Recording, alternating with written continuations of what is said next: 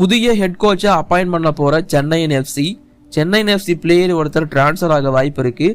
So சென்னையின் FC திரும்பவும் comeback கொடுக்க போகிறாங்களா, என்னதான் நடந்துட்டுருக்கு சொல்கிறேன்.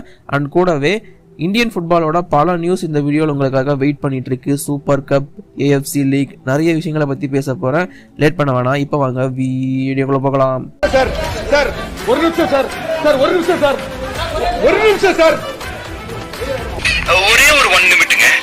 Hello every friends, 1 minute please. So first of all Indian football news அதுலேருந்தே போகிறேன்.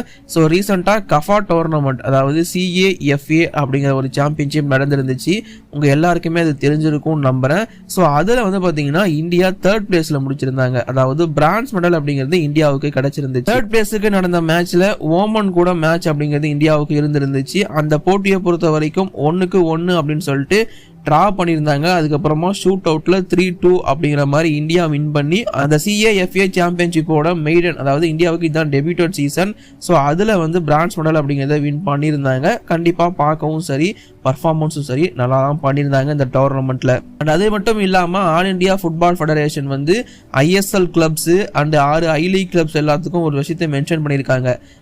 AIFF சூப்பர் கப் 2025 வந்து நடக்க போகுது இல்லையா. ஸோ அதுல இருந்து வந்து பார்த்தீங்கன்னா so ACL 2 play off spot அப்படிங்கிறது வந்து ஃபிக்ஸ் பண்ணப்படும். 2026-27 சீசன்ல கொடுப்போம் அப்படிங்கிறத சொல்லியிருக்காங்க.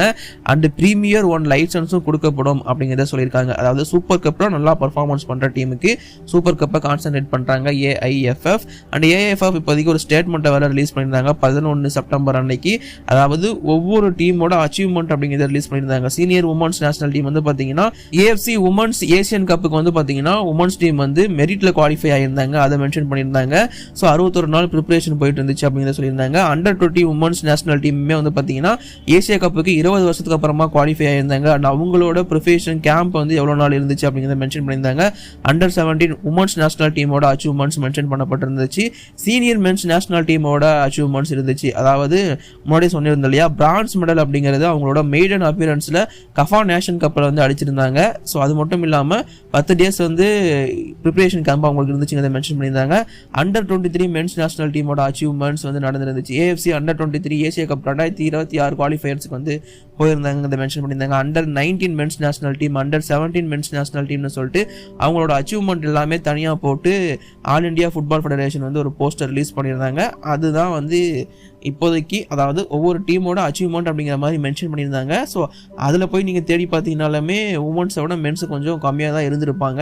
அது கொஞ்சம் டிசப்பாயின்மெண்ட் தான், கொஞ்சம் சரி பண்ணிடுவாங்க நம்பிக்கை இருக்குது, வெயிட் பண்ணி பார்ப்போம். அண்ட் இது இல்லாமல் மெஸ்ஸி அண்ட் ரொனால்டோ பற்றி நிறைய பேர் கேட்டுட்டு இருக்கீங்க. ப்ரோ அவங்க இந்தியா வராங்களாமே, ஆமாவா உண்மையான்னு சொல்லிட்டு. அப்போ நம்ம சேனலில் போட்ட வீடியோ நீங்கள் பார்க்கலன்னு நினைக்கிறேன். ஏன்னா நம்ம சேனல் அதை பற்றி தனியாகவே வீடியோ போட்டிருக்கோம். ஏன்னா மெஸ்ஸி அண்ட் ரொனால்டோ வந்து கன்ஃபார்ம் தான் அவங்க வந்து இங்கே வரது. ஸோ மெஸ்ஸி வந்து கேரளா வர போகிறாருங்கிறது, அதாவது ஒரு ஃப்ரெண்ட்லி மேட்ச் ஆடுறதுக்காக அர்ஜென்டினா கூட வராரு அவர்.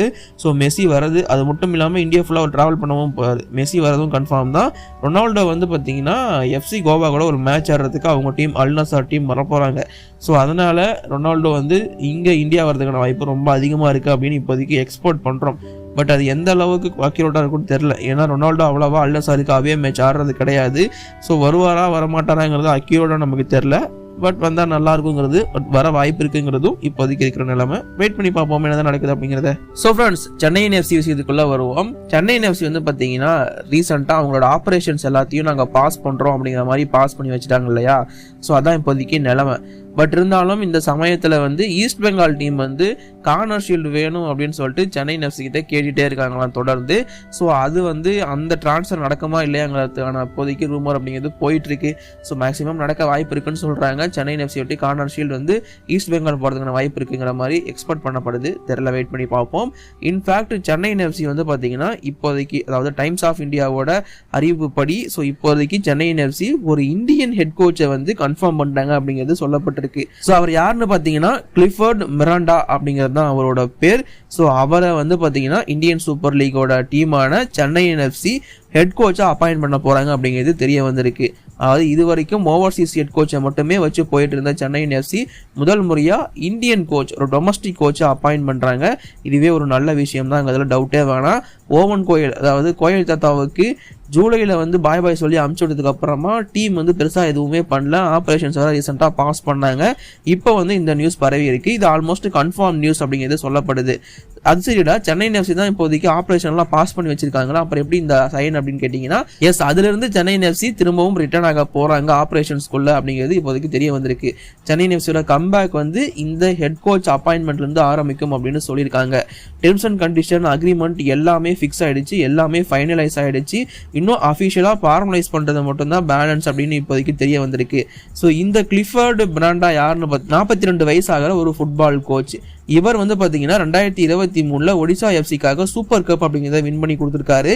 அது மட்டும் இல்லாமல் ஐஎஸ்எல்ல எஃப்சி கோவா, ஒடிஷா, மோகன் Bagan super Giants, Mumbai city மாதிரியான டீம்ஸுக்கு, ஸ்பானிஷ் மாதிரியான ஹெட் கோச்சஸ் இருந்த டீம்ஸுக்கெல்லாம் அசிஸ்டன்ட் கோச்சாக தலைவர் இருந்திருக்காரு. இவர் இந்தியாவில் ப்ளே பண்ண ஒரு மிட்ஃபீல்டர். 2017 வந்து ரிட்டையர்மெண்ட் அப்படிங்கிறத அனௌன்ஸ் பண்ணுறாரு. அதுக்கப்புறமா உடனே கோச்சிங் பொறுப்பு அப்படிங்கிறத எடுக்கிறாரு. அண்ட் அது மட்டும் இல்லாமல் எஃப்சி கோவாவோட ரிவர்ஸ் டீமை வந்து லீட் பண்ணி கோவா ப்ரொஃபஷனல் லீகை வந்து வின்னும் பண்ணுறாரு. ஸோ இந்த மாதிரி ஒரு தரமான கோச் தான் மிரண்டா அப்படிங்கிற இவர். ஸோ கிளிஃபர்ட் மிரண்டா, அவரோட பேர் தப்பாக சொன்னால் மன்னிச்சுங்க, எனக்கு அது கொஞ்சம் வரல. பட் இருந்தாலும் இந்த மிரண்டா வந்து பார்த்தீங்கன்னா ஒரு பெரிய எக்ஸ்பெக்டேஷனோட, அதாவது இந்தியன் ஃபுட்பால் சர்க்கியூட்லேயே ரொம்ப பெருசாக மதிக்கப்படுற ஒரு கோச்சாக வளம் வந்துட்டு இருக்காரு. ஸோ அப்படி இருக்கிற ஒருத்தர் சென்னையின் எஃப்சி ரோப் பண்ணி உள்ளே எடுத்து அப்பாயிண்ட் பண்ண போகிறாங்கங்கிறதே ஒரு பெரிய விஷயமா பார்க்கப்படுது. சென்னையின் எஃப்சி ஒரு தரமான சம்பவத்தை பண்ணிட்டு இருக்காங்கிற மாதிரி தான் இந்த மாதிரி இந்தியன் ஃபுட்பால் சர்க்கியூட்டில் பேசிகிட்டு இருக்காங்க. ஏன்னா இந்த கோச் அந்த அளவுக்கு பெருசாக மதிக்கப்படுறார். அண்ட் அது மட்டும் இல்லாமல் சென்னையின் எஃப்சி வந்து சூப்பர் கப் அடுத்த மாதம் ஆடுறதுக்கான வாய்ப்பு இருக்குது அப்படிங்கிற மாதிரி எக்ஸ்பெக்ட் பண்ணப்படுது. பட் இப்போதைக்கு ஒரு லெட்டர் எழுதியிருக்காங்க சென்னையின் எஃப்சி AIFFக்கு. என்னன்னு பார்த்தீங்கன்னா, ஸோ இப்போதைக்கு எங்ககிட்ட பிராட்காஸ்டர் யாருன்னு சொல்லுங்க, ஷெட்யூல் என்ன, ஃபார்மேட் என்ன, வென்யூ என்ன அப்படின்னு சொல்லுங்க சூப்பர் கப்புக்கு அப்படின்னு சொல்லிட்டு சென்னையின் எஃப்சி AIFF கிட்ட வந்து கேட்டிருக்காங்க. ஸோ இதற்கு all India football federation AIFF சரியான விளக்கம் அளிக்கிற வகையில் சென்னையின் எஃப்சி சூப்பர் கப் ஆடும் அப்படிங்கிறது இப்போதைக்கு கன்ஃபார்ம் ஆயிருக்கு. ஸோ கண்டிப்பாக சென்னையின் எஃப்சி இந்த மிரண்டா, கிளிஃபோர்ட் மிரண்டா அப்படிங்கிற ஹெட் கோச்சை அப்பாயிண்ட் பண்ண போகிறது அந்த சூப்பர் கப்புக்காக தான் அப்படின்னு சொல்லப்படுது. கூடி சீக்கிரம் அஃபிஷியல் அனௌன்ஸ்மெண்ட் கிளப் கிட்டே வரும் அப்படின்னு எக்ஸ்பெக்ட் பண்ணிட்டு இருக்கோம். அது வந்துச்சுன்னா அதையும் நான் உங்களுக்காக அப்டேட் பண்ணுவேன். அதுக்கெல்லாம் என்ன பண்ணோம், சேனலை மறக்காம சப்ஸ்கிரைப் பண்ணி சப்போர்ட் பண்ணுங்க. ஓகேவா? இப்போதைக்கு அந்த வீடியோ நான் முடிச்சுக்கிறேன். வீடியோ போஸ்ட் லைக் பண்ணுங்க, ஷேர் பண்ணுங்க. என்னோட குற்றம் குறைகள் எதுவும் கமெண்ட்ல சொல்லுங்க. தேங்க்யூ.